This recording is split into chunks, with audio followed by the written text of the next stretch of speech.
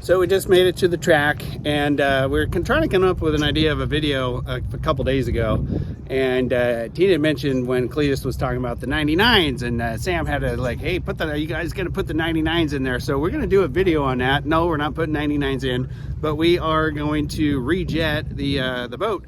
And I don't mean to downplay any motorheads out there that if you know how to jet a carb or whatever, I do not mean to insult anybody's intelligence on engines, but I realize that there's some people that, including myself, I didn't know how to jet a carb until I kind of got into the sport and just learned how to do it. So this video is all about that. Stay tuned. We're going to tear apart our FSTs and rejet for the track here in Ontario.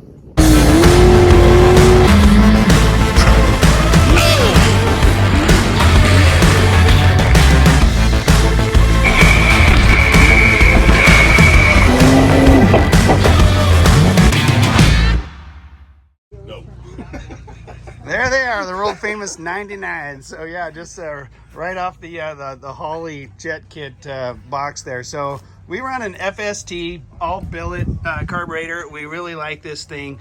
Benny from Monty's Engines turned us onto those things.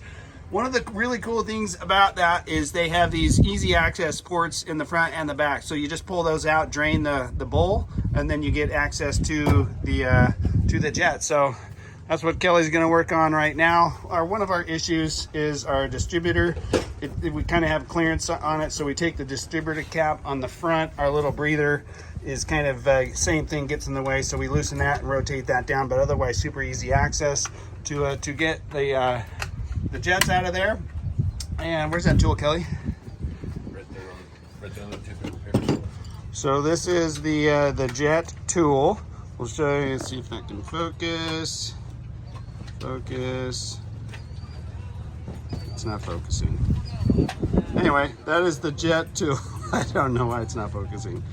And that goes into those slots, and we'll show you how that works here in just a second. But Kelly's in the process of taking the distributor off, rotating the little breather down, and we're gonna get this rejet done. Speaking of the man, it's Benny. Hey, tell us about the FST. Biggest fan, I swear. Tell us about the FST. That's where we're doing a whole YouTube video on the FST carb. It was designed by a guy that was a big-time fuel injection guy and wasn't really a fan of carburetors, but designed it to work like fuel injection, if not better. And it works. Is this what are these, a 750? What are these? I don't even know. It's a 750 on these. You can't, rules say it has to be no bigger than a 750 because of the blade diameter, right? Right. Exactly. And honestly, that's all you need with these. You can run a lot of horsepower. And right. They have just got a good program. They build it to fit your motor, essentially. So tell me this. One thing we've really come to notice is these things burn way less fuel than our carbs we've run in the past. So what is different about these things that you know of, that why they essentially burn less gas? So talking with Kenny at FST, he's never really got that feedback, but it is true. And my initial analysis on it is the fact that with a big carburetor and your engine only pulls so much air, it doesn't pull enough air by to suck the fuel in, where with the smaller blade, the smaller bore, you're pulling more air by there in a smaller area, and it pulls more fuel. So you have to have bigger jets. Right on. With less airflow, and so it's harder to regulate that, and that's where I think you use more, because everybody has to jet up so big, and then you can't. Maybe 99. Should we run some 99s? 99 ain't good, yeah, but that's. All right, so Kelly he jumped ahead of me, so he's got the drain thing, and he's already drained the rear bowl. So, and I have the wrench, so I'm gonna let him keep doing his thing. So that wrench essentially pops in there, and you can feel it lock into the jet, the little slots that are in the back of the jet. I can't get my big fat fingers in there, so locks into the little there it is, locks into those, and then you spin them out. They're threaded, and depending on the number or the diameter, that's how it goes. So I'll just watch you pull one of them out. pulls it out, and there we go. So that's how we rejet the FST. Don't have to take the bowl off, don't have to do the 4 bowls. You don't run the risk of tearing a gasket or anything like that. So it is a super cool design, and we're kind of believers in it. Like, how many boats do you got are running a bunch of these FSTs? Well, right now there's only 4 or 5 running them. There's been a little bit of a supply issue, but I've got them on circle track cars and stuff too, and they work really great. FST's been around in the drag world for a long time, and, Right. and they're a great company and highly recommended for anything, even your street car. They kill it. They make a nice piece. And so one of the issues that we're having, or we thought we may have been having, and this is that oh shit, there was I see it. These are essentially your breathers, right? These supply. Yeah, that's a it's a bowl vent, right? So what happens is when you're going left and right 5-6 G's, fuel can slosh out of there and then go essentially kind of flooding out your engine.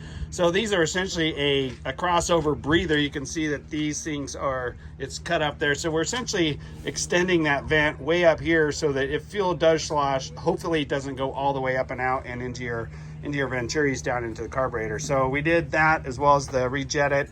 And we also mixed with the accelerator pump to get that thing dialed in. But those are all the things that we fixed in that last race, and seemed like the float level as well. So there's another catch with these, is they raise the needle and seat on these carburetors versus like your typical Holly, so they get it up out of the way so you can get more flow. The way the poles rise up. Yeah. Gotcha. So that's another little trick that they got that nobody else has going on, and all that stuff makes everything more stable. And just with the G's, people don't realize how violent it is. And I don't care if it's off-road racing, NASCAR, like there's nothing like this ever. This is its own animal, and the fuel is thrown in there pretty damn violently, and to like kind of cut, like it's getting agitated too as you're doing that. So to get a good clean fuel distribution into the engine, yeah, it's tough. And I don't know, we've been having pretty good luck with this thing so far. But so a lot of people were asking, hey, when we're having that issue, does this thing have jet extensions? Because when you accelerate in a straight line, what does that fuel do? The fuel sloshes back here, right? But that's not these extensions. That's the vent extender. So the jet extension just moves it back, so you don't starve. Yeah, you don't starve the rear bowl essentially, right? There's one right there. Oh, right here. Here's the jet extension. It does not have them. I took them out. Okay. They're good for a straight line, but you got more fuel in these essentially. I mean, if you run fuel away from that thing all the way up there, you probably got bigger issues, because we're not not a drag car going like straight for 7-8 seconds. No. We're only a couple seconds, now, and then it's more of a lateral G. This, if I have a jet extension and I have my jet clear back here, and you turn the corner and the fuel moves this way a little bit, you just uncovered one of those jets. Right. So the deeper into the fuel, the better they work with this deal here. Straight line extension, yes. There's no straight line, and there isn't no one way, and it's just. And another thing with these boats that's key is having the right needle and seat, and your fuel pressure right, because these boats bounce and get a lot of G's through the seats. Yeah. And so you bounce your floats, and that can upset them and cause them to flood over too, as well. And so that's another thing you got to really pay attention to when you're doing this. So a high flow, low pressure system is the most efficient and stable way to go in this aspect. Right on. So Kelly's just wrapping up, putting the 2 new jets in there, and then we'll put those caps back in there and then switch to the front ones. But Benny is our man. He's building us the new 400 motor, and he's also rebuilding the 463 that I talked about. So it's kind of cool that you showed up right in time. For this. We've been getting a ton of questions, like technical stuff. People are like hungry for information, like, how's this work in the sport? Like, and there's nobody putting out information. So I'm really glad that you showed up for that, and kind of a good little tech talk. But this is going to be essentially one little YouTube video. We're about 7-8 minutes into it. So hope that answers. There'll probably be a flood of questions that I won't know the answers to, but I'll pick up Benny and then call him and get the answers for you. So thanks for watching. We're going to wrap that up, do the front bolt, and we'll be all set up for our race tomorrow. Stay tuned for some more racing.